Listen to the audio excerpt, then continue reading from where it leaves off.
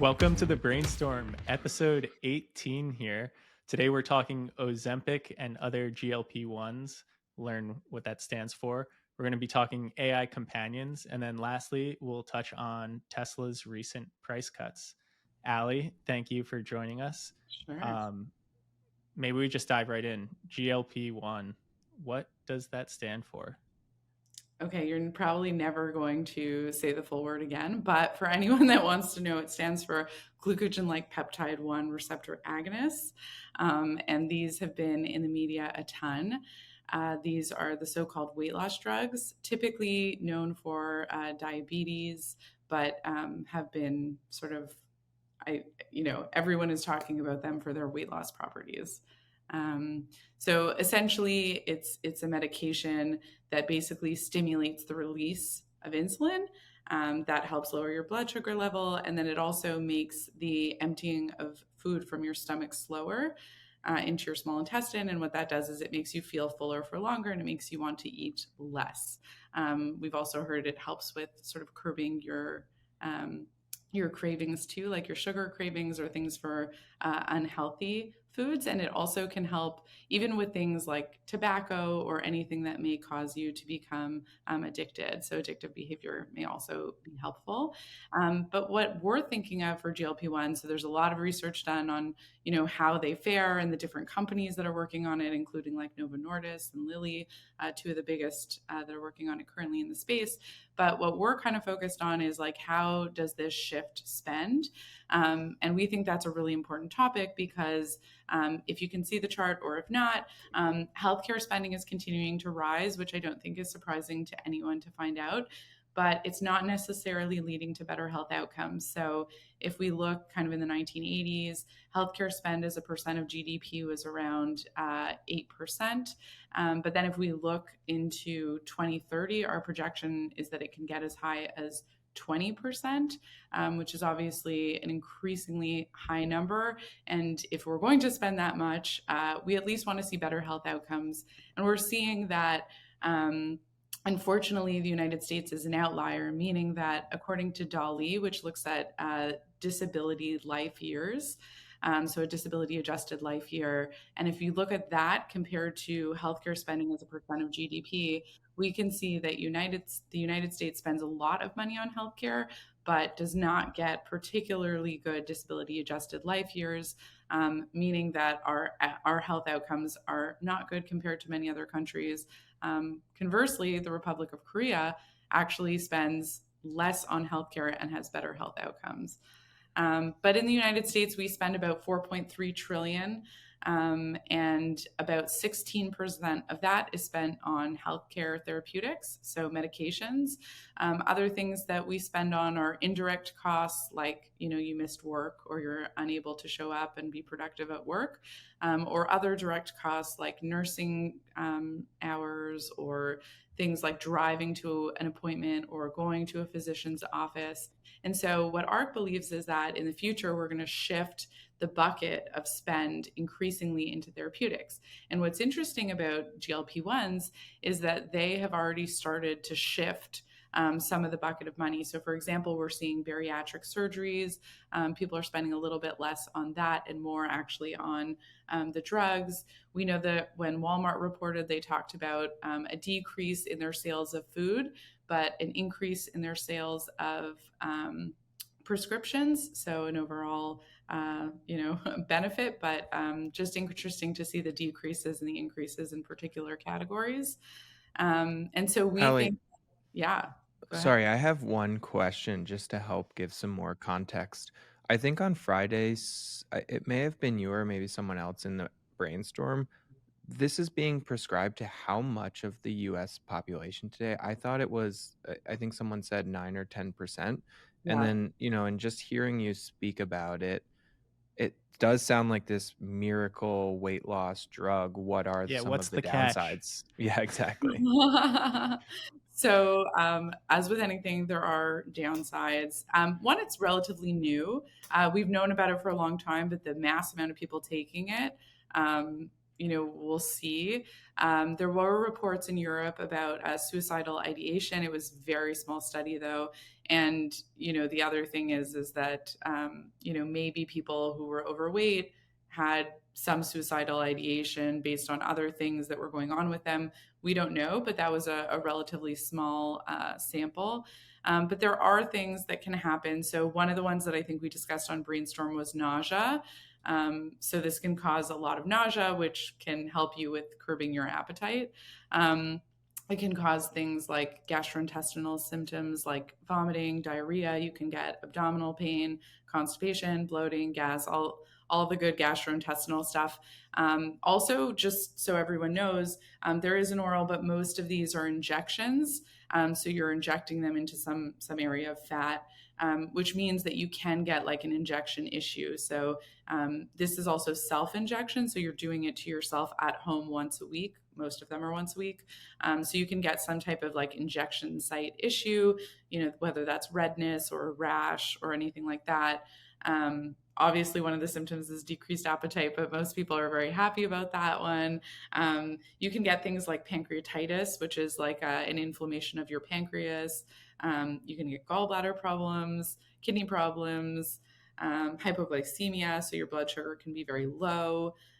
Also, they've seen some connection in mice studies with thyroid tumors. And so you wouldn't get a thyroid tumor, but they have shown that there was increasing suspicion that maybe there's some kind of association between GLP-1 receptor agonists and maybe certain types of thyroid tumors, maybe medullary thyroid cancer. And so, yeah, there are definitely reports that we've seen, but with the amount of people taking it, like you mentioned, 9 to 10%, there's not been a ton of reports. And so I think people are continuing to take it. We also talked about the fact that it could be severely underreported because people that are taking it through insurance are probably the ones that we know of. But, there have been other people and clinics popping up everywhere that we've seen. And I don't know whether those are being reported or not, because a lot of people are paying out of pocket. And maybe just for context, like out of pocket, you could pay 500 to 1,000 and maybe up a month for these drugs. Whereas if you had insurance, you'd probably be paying $25 to $30 a month. So big difference. Yeah. Got it. Thank you so much, Ali. Yeah. Thanks, guys. Yeah, thank you. All right, now we're switching gears to AI companions, AI hardware proliferation. We've got Andrew Kim joining us and Reggie James. Reggie is the founder and CEO of Eternal. Reggie, maybe you want to give a quick background, then Andrew, you can tee up the topic here. For sure. Quick background on Eternal or on hardware and AI? On yourself, your Oh, for background, why you're an expert in this area. You've thought about this. Yeah, so I've been thinking about hardware a lot. I went to Penn with Sam, and I've been working on my company Eternal for will be 5 years in November. We're primarily in spatial, so we've been on a long quest of kind of building out kind of like non-gaming like spatial apps, primarily in social and media. Right now we kind of cracked something in like kind of spatial live streaming, so you can kind of think about the things Fortnite has done with either Dragon Ball Z or Travis Scott as spatial live streaming, one utilizing kind of an avatar that's on rails, another one utilizing kind of screens within virtual spaces. And so, yeah, our app Eternal's in the App Store, and we just think a lot about kind of like spatial and are starting more experiments in AI and just smarter NPCs. I haven't like really branded the term just yet, but smarter NPCs that are a new form of interactive media. And then on hardware, I've been just kind of hardware whispering to a lot of hardware startups and helping consult on brand and product, and really believe we're in sort of a new hardware era coming out of iPhone singularity, and been writing a lot and putting together talks and a conference very soon on new hardware with new hardware founders and getting everyone together in the space. Nice. Then Andrew, maybe we just dive it right in. Why is it so hard to monetize AI NPCs? or go right into Sure, the AI. sure. Yeah, let's just talk about consumer AI applications as a whole. So we've been doing a lot of work on AI companionship with the explosion in chatbots that consumers have witnessed in the past year or so, and more specifically, and like listeners will be able to see specific charts on this week's Sunday newsletter. We see a huge disparity between the net direct monetization rates per engaged hour of consumer AI applications and comparable mature digital entertainment platforms, right? For example, we estimate that character AI, which we've talked about before, monetized at a rate of 0.002 cents per engaged hour this past August, which is basically around 5% the rate of Roblox in 2022. And similarly, Replica, another kind of companion AI app, monetized at a rate of 75 cents per engaged hour in 2022, or 22% the rate of OnlyFans. And we can attribute this monetization delta to a lot of reasons, right? One being the market's super early, right? Many players are prioritizing user and engagement growth over monetization. So we could see these rates reach parity simply as time progresses and the market matures. We could also look at the human premium, right? But we could also argue that as large language models become more and more performant, one day AI output across any medium would be like indistinguishable from human creation. And that human premium probably would close, and maybe some sort of like vintage premium would exist, right? And we could also look at it from the perspective of like pure tech deflation. And I think like ARC has been talking a lot about just like all these different productivity case studies, like the GitHub Copilot study, the UC San Diego like patient response study, the HBS BCG study, or even the GPT-4 results on like all these exams itself. We've seen direct proof that AI is executing tasks at the level, or even better than that, of an average human, right, at a fraction of the cost. So there's like a lot of question, I think, still in terms of like who eats the bulk of that gap, right? Is it the end consumer? Is it the application? Or is it the foundation models themselves? Like what gets commoditized? What margins are hurt? I have no idea. We'll see. And one last potential reason that I think is worth discussing here, and is like a great segue into like the hardware multiplicity that Reggie talks about a lot. I think it's pretty compelling to consider like AI's current lack of audiovisual immersion as a primary contributor to this monetization gap, in that consumers currently primarily interact with AI entertainment via text, right, with pretty limited audiovisual features. And it's reminiscent of the non-arcade video game market of the mid 70s to early 80s. In that, in 1975, we estimate that nearly 60% of non-arcade video games were game releases in the year, were text-based or spreadsheet video games, right? And console games generated around $6 billion in revenue in today's terms in 1975, which is like very, very tiny compared to approximately like 92 billion as of last year. And by 1996, text and spreadsheet games represented less than 1% of annual game releases.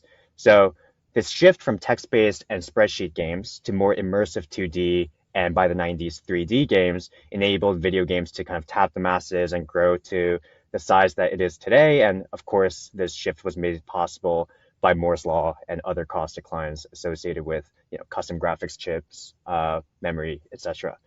Right? And we're already seeing movements towards more audiovisual immersion. I think Nick probably talked about it in last week's Brainstorm about Meta's AI avatars and the Meta Ray-Ban smart glasses, right? And we saw all these AI wearables that were showcased last week, or was it 2 weeks ago now? Tab, Rewind, Pendant, the Humane AI pin. And yeah, as Reggie mentioned before, I think it bears the question of like what happens to the mobile user interface, right? If we are actually going through like this hardware paradigm shift, and like how like what will AI applications look like? As in, will they reside within the application or will they be on the operating system layer? Like a lot Well, of so we interesting questions that remain unanswered. we do have Reggie. So let's open up maybe this question, and just after hearing what Andrew is talking about, Reggie, I see you're taking some notes. So I'm curious what your thoughts are, just on the hardware side, because it does seem that as you move from text to audio to maybe 3D spatial, maybe the mobile phone, the operating system, iOS, Android, isn't the right vector for this growth. Maybe we need more hardware. So what are your thoughts? For sure. Well, yeah. I think there's a couple things there, right? One exercise I used to like doing is kind of looking at what if Apple treated its microphone the same way it treated its camera, right? Which is essentially to say, like, this has progressed with like three, all kind of doing different things, including frontal, but the microphone is largely the same. And Siri is unfortunately largely the same. And it kind of just shows, in part, Western culture values, right? Like we value the eye over the ear significantly. Um, and so it's clear that they've had their path. And one thing about hardware, unlike software, is that when you make a decision in hardware, you have to live with it for far longer of a maturity cycle than you do with software, right? And so I think some of Apple's values just don't align with some of the pieces of the three that you mentioned, right? The AI pin, Avi and Tab, and then I don't really care about Rewind, but the fast follow of Rewind as a result of this, right? And it's living off of a completely different kind of interaction vector, particularly Avi, and I've chatted with Avi and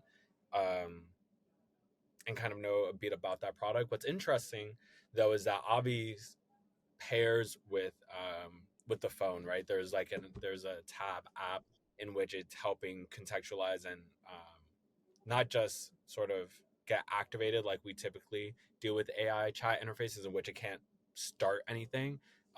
Avi's can start towards you, which I think changes the paradigm completely.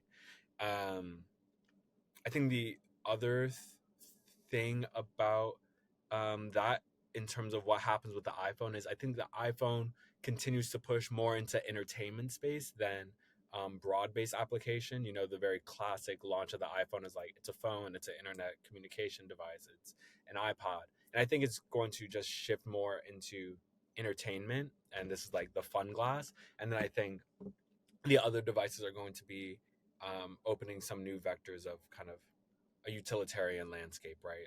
Tab is very much about memory recall, and it's very much a work device. I think the demos of Humane also are quite. I mean, that's an anti, at least visual media device, right? No kid is watching TikTok projected onto their hand. So there are some real hard opinions there that are somewhat anti consumer media, at least from a visual perspective, which kind of dominates the social media sphere, right? Between Instagram, TikTok, YouTube. This is far more audio based and, utility. Yeah, it's Do you think interesting to hear just one point here, Sam, because I think what Reggie is saying is extremely interesting, especially when you think about the evolution of how these AI assistants will evolve. If you think about the chatbot today, I think largely what both you and Andrew are noting is that the entertainment space is largely maybe untouched by this evolution of AI for a portion of its growth. I think it'll disrupt entertainment in a larger form over time. But I think when you embed an AI assistant or chatbot, where you can really start to have a profound impact is at the consumer services level. And so I gave this example. I forget who I was talking to, but I have 6 or 7 different airline apps on my phone, and it makes sense that if I'm wearing Tab or one of these AI hardware devices, I can just speak into or interact with that AI, and it books out all of the services I need, or is just intuitively listening to my conversations and prompting me then to go and, check Delta for flights.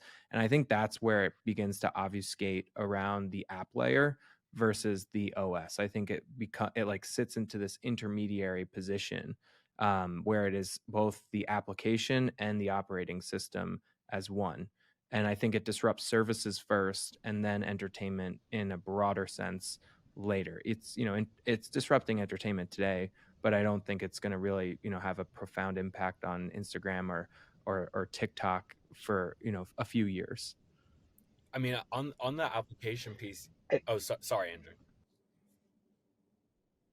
Yeah, no, I please mean, go on ahead. that application piece, the main reason we want to have some sort of smooth interface is because, we know our preferences most intimately, right? So we want to be able to sort through that. But at the end of the day, that's just an API surfacing that information. And as long as my agent has some awareness of my preferences or can surface 2 to 3 of my preferences, it takes a lot of that just sort of, okay, let me scroll. Okay, let me type in like New York JFK to LAX. Like all that can just go into, here are the 3 flights. And it's going to know your preferences, and then it'll just be like, do you want to buy JFK to LAX at 6 a.m.? Yes. Like it moves really quickly. And then it becomes a question of like, okay, well, what are the roles of like any sort of aggregator, right? If my OS can be that aggregator, right? So things like what's it called, like Priceline type businesses, Expedia type businesses, really, I think are the things that really come into question in this environment. Totally Well, agree. to what you're saying, Reggie, I think this applies beyond just commerce, but software broadly and connectivity. And I've said this before, but it's like right now we take for granted, or we don't appreciate how bad software is, right? It seems amazing because it never existed before, right? Amazon one click checkout, right? Like, wow, this is frictionless. This is amazing. E-commerce is booming. It's like, wow, the workday kind of extended because of mobile, and now you're always at your job. And it's like, that's just the beginning. One click checkout is still a pain because you have to do this curation, right? Right. Google Flights, search through all of that. It still seems like we're unconnected if you leave your phone at home, or it's like, off for whatever reason. And then we're going to enter this phase where curation is that next level of frictionless software. And, if you're wearing an AI wearable, your life becomes connected. And if you're doing a job that's connected to the computer, it becomes even more 24/7 than you'd ever have imagined. Andrew, I know you were trying to jump in. Sam, just to maybe coin a term here, but I think what you and Reggie just surfaced for me is like we're moving to one search checkout, right? You just have this search brought to you, and it's just exactly what you want, and you don't need to really do anything after that. So it compresses the funnel of search, checkout, shopping online into a kind of instantaneous transaction that you didn't really even think you maybe wanted or needed, but when you see it in front of you, you're like, wow, that's exactly what I was thinking I was going to do. I like it. I like it. One click checkout after hours of browsing Amazon reviews to single search checkout. Single search checkout. I think what's interesting here though is that in order for like an OS level AI assistant to be that personalized or be able to handle that kind of curation, I think what was kind of implied, correct me if I'm wrong, um, with these new hardware, AI hardware, is like the continuous listening and ingestion portion, right?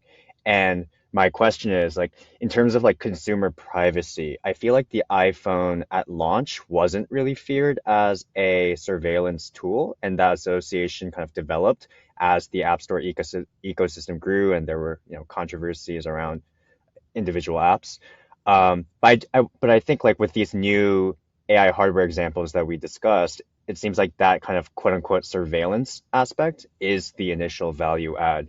So I'm just wondering, like, does that pose a material obstacle to user adoption. Yeah, I think it always does.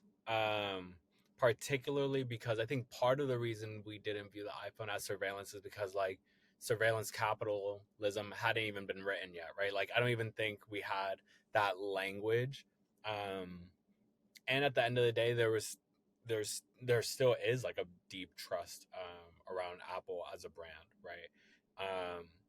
So I think the brand trust, the brand storytelling is going to be a key differentiator in like what anyone is willing to put on their body.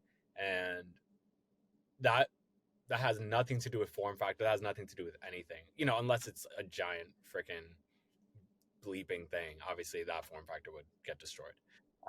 Um, then I think there's so many ways for that data storage to happen, and whether it's folks leveraging kind of like web3 tech, whether it's a sense of like, no, this data lives on my personal device and it's non-networked, and the way that your hardware and software gets upgraded is just like hardcore like model upgrades and not necessarily something that has to do with like the parent company cleaning through your data.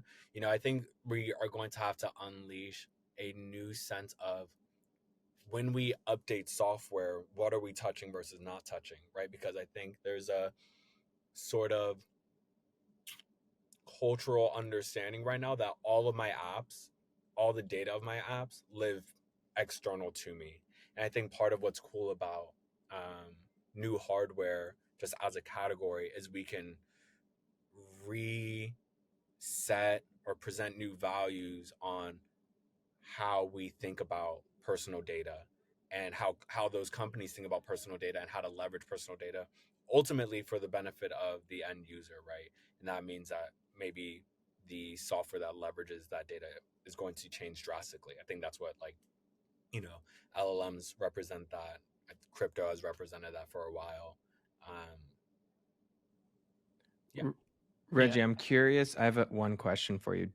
In hearing you talk about these new hardware devices and hearing the story about Avi and Tab and how it is integrated into the iPhone, do you think that Apple has a chance to help create this new ecosystem, or do they just stand against the values of what this new evolution in hardware could be? I think the change of to the USB-C port at the end of the iPhone is a deceptive way that they can support it tomorrow, and I think like jailbreaking is going to come back into style because of that within like a niche scene, right? But if they recognize that like, okay, this is from all like early 2000s standards, like a supercomputer today, and how that can be leveraged, they already have some soft ideas between like even sharing power, right? It's small, but it's a really sick, just like base concept of like, yeah, this thing is also a battery for your friend's device. But I think Apple's just so, they have to now be on the defensive when it comes to privacy, that I don't think they can take that sort of cultural stance. They can't like take any object can plug into this core object, right? Because then I think the counter forces to that image, I think, are too great for them. Right. So it's gonna have to be more traditional in how they do it, which is like Bluetooth and things like that today. But people are already doing USB-C things. I have friends doing it now. So we'll Right. see. And you talk about form factor too, right? Whether or not Apple's actually to execute. Everyone throws out AirPods, you throw a camera on them, or even the Apple Watch. If you want to talk about a innocuous way to record everything, it's like you wear a pendant around your neck, you wear a pin. Those are like classic.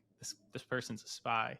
Yeah. Right? If you're just wearing a watch, that's a far more innocuous form factor.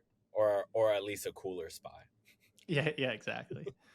So then I guess Andrew and Reggie will answer simultaneously. I'll give you a countdown.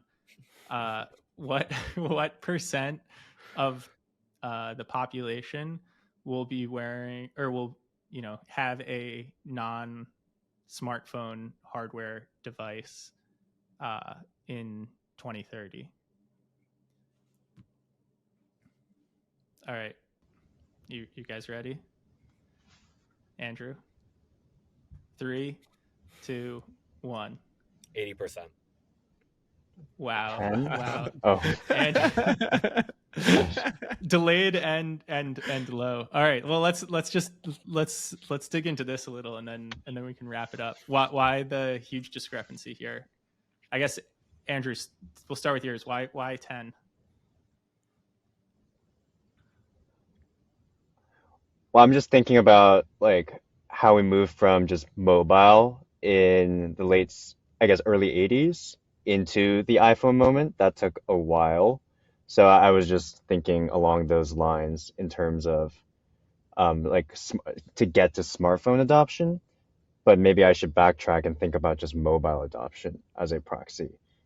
Um, but I don't know. I haven't really done the work here. You're kind of putting me on the spot Perfect. That's here, why it's a Sam. brainstorm. Reggie, 80%. Okay. That's pretty full adoption. So what are you thinking? Yeah, I just think our speed cycles are faster. To Andrew's point, like I just think did people think ChatGPT would have like the adoption curve it did? Like I think we're just going faster, and naturally, ChatGPT and then 2 and then 3, like those were quiet and then it was explosive, right? But let's say this is not a good comparison, but I just think about companies that were quiet and then huge adoptions. Like Roblox was quiet for like 6 years ish, then huge. ChatGPT or OpenAI in general, quiet for like 3 years ish, 4 years ish, and then like really popping. And I think that's just going to keep compressing. I also think like Avi built this piece of hardware basically off of like, Adderall and work ethic from April to its first 100 units sold, in like October 1st or end of September, right? That is like our ability to build first versions of things and really get that feedback loop in on hardware is compressing. It didn't take him a trip to Taiwan. Other things will. A lot of things will. Humane, I assume they're flying to Taiwan nonstop, right? And so I'm not saying that it's still not hard and insanely labor intensive, but I think the speed is genuinely faster. I think the hunger is really there, and it's not the same switching costs as, let's say, Android, right? Like some of these devices will be accessories and not full replacement. Tab is an accessory. Humane is trying to be a full replacement, right? That's why they demoed a phone call. I think if you ask me full replacement devices, I'd be like, if you're just saying AI hardware in general, that either it sits on your desk or it sits on you, or it's some companion device, that I could just see as significantly higher or faster. Amazing. Andrew and Reggie. I was thinking about mobile No, like you don't get replacement, you don't so get a maybe backtrack. give me You some don't get credit a on the backtrack. lowballing of the number. No, I was. That's how I understood the question. That's But fair. we'll see. All Amazing. right, thank you. Andrew and Reggie, thank you so much for joining. And I'm sure we'll have many more of these conversations as the development does happen quite rapidly. Thanks for having me. Awesome. Nick, now on to the last topic of the day. We've got Tesla cutting prices. Slashing prices. Slashing. And that's what I want to address. I just want to put this in context, and I'll pull up a chart here so everyone can see. And really what you can see is that this is going just below where prices were in the 2019 timeframe. And so you had this peak over COVID, and that was a lot of supply chain issues, commodities spiked, and now the prices are coming down. I actually think this is going to be foreshadowing what will happen to other automakers. And then the other element I want to just flag here quickly is that the Model Y and Model 3 are less expensive without subsidies than the average new car in the United States. So average new car, 48,000, and the Model Y and Model 3 are below that. And with batteries and electric vehicles, we are seeing cost declines. So for a long time, it was okay, when do we get to price parity? Last year we were at price parity, but then there was a number of price fluctuations as macro environments changed. Now we're back below price parity. And what I tweeted out was saying, life after price parity is fun. There's no reason why batteries, which are the largest cost input into electric vehicles, should stop at price parity, right? That's just that'd be quite the coincidence if that was it. And so what we should see, and what Wright's law suggests, is we'll continue to see costs for electric vehicles decrease. And you'll either have new models come out, costs will continue to come down, or kind of tying back to the iPhone, you'll see that these existing models will sit in the same price segment, but performance will continue to increase dramatically.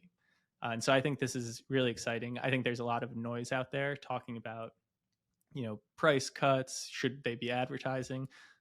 I think it's worth taking a step back and seeing where this is in the context of overall cost declines and where EV prices are going overall.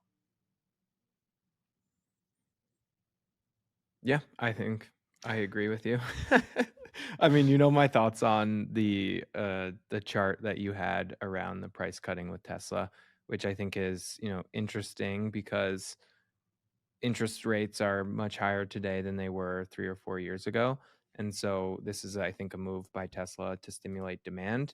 And I think Elon's even gone on record saying that, they are happy to forego, revenue and profit today because they believe that the autonomous opportunity tomorrow is much greater than the profits they get from just selling a car today. So they just want to seed the market with as many vehicles as they can. And I think you also have another chart which shows that, what a consumer would pay to finance a Tesla today versus, I think in 2019, Sam, is pretty much the same, even though the interest rate environment has changed drastically, which I think is I'm great glad. for the consumer. I'm glad you brought that up because I was going to forget it otherwise. So interest auto loan, just quickly pulled 2019, it was like 4.7%. In 2023, it's like 7.5%. So that's a 57% increase in the interest rate for auto loans. And so you have the monthly vehicle price, assuming 20% down payment, staying roughly identical between 2019 and today. So exactly what you're saying.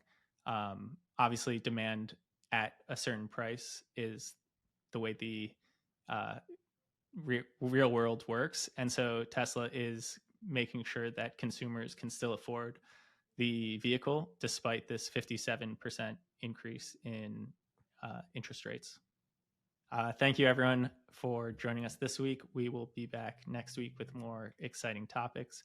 Hope you enjoyed. Leave comments and questions, and we'll try and address them. All right. See everyone. All right. See everyone.